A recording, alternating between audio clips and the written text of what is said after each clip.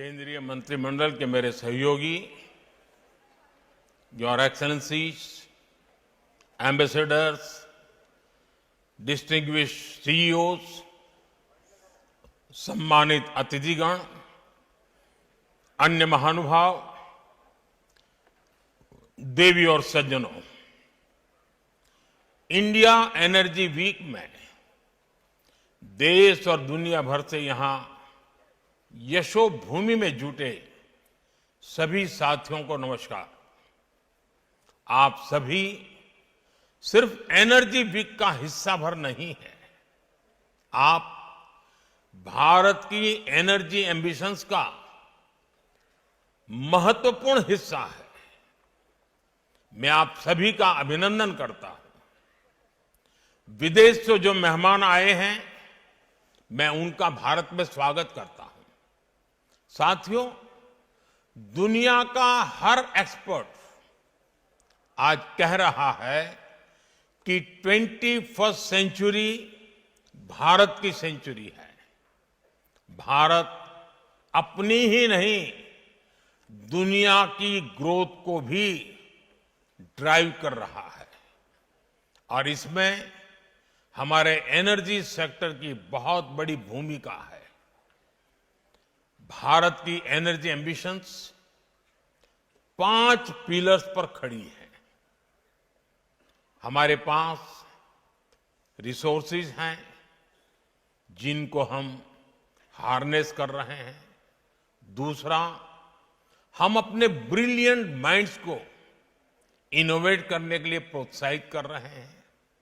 तीसरा, हमारे पास economic strength है, पॉलिटिकल स्टेबिलिटी है। चौथा, भारत के पास स्ट्रैटेजिक ज्योग्राफी है जो एनर्जी ट्रेड को ज्यादा आकर्षक और आसान बनाती है। और पांचवा, भारत ग्लोबल सस्टेनेबिलिटी के लिए कमिटेड है। इससे भारत के एनर्जी सेक्टर में नई संभावनाएं तैयार हो रही है। साथियों, विकसित भारत के लिए अगले 2 दशक बहुत अहम है और इसमें आने वाले 5 साल में हम अनेक बड़े पड़ाव पार करने वाले हैं। हमारे बहुत सारे एनर्जी गोल्स 2030 की डेडलाइन के हिसाब से अलाइन किए गए हैं। साल 2030 तक हम 500 gigawatt renewable energy capacity add करना चाहते हैं। साल 2030 तक भारतीय रेलवे ने नेट जीरो कार्बन एमिशन का टारगेट रखा है। साल 2030 तक हम हर साल 5 million metric ton green hydrogen कर सके, ये हमारा लक्ष्य है। हमारे ये टारगेट्स काफी एम्बिशियस लग सकते हैं, लेकिन बीते 10 साल में जो भारत ने हासिल किया है, उससे ये विश्वास पैदा हुआ है कि ये टारगेट भी हम जरूर हासिल कर लेंगे। फ्रेंड्स, बीते 10 साल में भारत 10th लार्जेस्ट से 5th लार्जेस्ट इकोनॉमी बना है। बीते 10 वर्षों में हमने अपनी सोलर एनर्जी जनरेशन कैपेसिटी को 32 टाइम्स बढ़ाया है। आज भारत दुनिया का तीसरा सबसे बड़ा सोलर पावर जनरेटिंग नेशन है। हमारी non fossil fuel energy capacity 3 गुना बढ़ी है। भारत G20 देशों में पेरिस समझौते के लक्ष्यों को पूरा करने वाला पहला देश है। भारत कैसे अपने लक्ष्य समय से पहले प्राप्त कर रहा है, इसका एक और उदाहरण है इथेनॉल ब्लेंडिंग। आज भारत 19% इथेनॉल ब्लेंडिंग कर रहा है। इससे फॉरेन एक्सचेंज की सेविंग हुई है और सब्सटेंशियल फार्मर रेवेन्यू जनरेट हुआ है। साथ ही CO2 एमिशंस में सिग्निफिकेंट कट भी आया है। हम अक्टूबर 2025 से पहले ही 20% इथेनॉल मैंडेट अचीव करने की राह पर है। आज भारत की बायोफ्यूल्स इंडस्ट्री तेजी से ग्रो करने के लिए तैयार है। हमारे पास 500 मिलियन मैट्रिक टन्स का सस्टेनेबल फीडस्टॉक है। इंडिया की G20 प्रेसिडेंसी के दौरान ग्लोबल बायोफ्यूल्स अलायंस बना और लगातार एक्सपांड हो रहा है। इससे 28 नेशंस और 12 इंटरनेशनल ऑर्गेनाइजेशंस जुड़ चुके हैं। ये वेस्ट को वेल्थ में ट्रांसफॉर्म कर रहा है और सेंटर्स ऑफ एक्सीलेंस सेट कर रहा है। साथियों, भारत अपने हाइड्रोकार्बन रिसोर्सेज के पोटेंशियल को पूरी तरह से एक्सप्लोर करने के लिए निरंतर रिफॉर्म्स कर रहा है। बड़ी डिस्कवरीज और गैस इंफ्रास्ट्रक्चर के व्यापक विस्तार के कारण हमारा गैस सेक्टर एक्सपांड कर रहा है। इससे हमारे एनर्जी मिक्स में नेचुरल गैस का शेयर बढ़ा है। भारत अभी 4th लार्जेस्ट रिफाइनिंग हब है और हम अपनी कैपेसिटी 20% तक बढ़ाने में जुटे हैं। साथियों, हमारी जो सेडिमेंट्री बेसिन्स है, इसमें कई सारे हाइड्रोकार्बन रिसोर्सेज मौजूद है। इनमें से कई का पता चल चुका है और कई ऐसे हैं जिन्हें खोजा जाना बाकी है, जिनका एक्सप्लोरेशन बाकी है।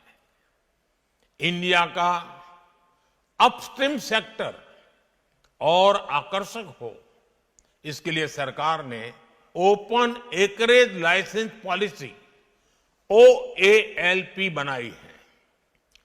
एक्सक्लूसिव इकोनॉमिक जोन को खोलना हो या सिंगल विंडो क्लियरेंस सिस्टम बनाना हो, सरकार ने इस सेक्टर को हर तरह से मदद दी है। Oil fields regulation and development act में हुए बदलाव के बाद अब स्टेक होल्डर्स को पॉलिसी स्टेबिलिटी, एक्सटेंडेड लीजेस और इंप्रूव्ड फाइनेंशियल टर्म्स की सुविधा भी मिलेगी।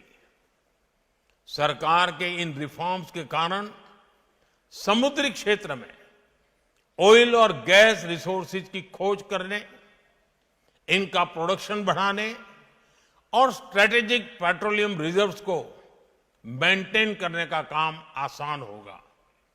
साथियों, भारत में कई डिस्कवरीज और बढ़ते पाइपलाइन इंफ्रास्ट्रक्चर के कारण नेचुरल गैस की सप्लाई बढ़ रही है और इसी कारण आने वाले समय में नेचुरल गैस का उपयोग भी बढ़ने वाला है। इन सारे क्षेत्रों में आपके लिए निवेश की बहुत सारी संभावनाएं बन रही हैं।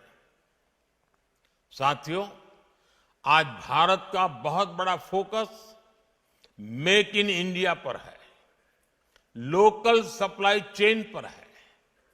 भारत में पीवी मॉड्यूल सहित अनेक प्रकार के हार्डवेयर की मैन्युफैक्चरिंग के लिए भी बहुत संभावनाएं हैं।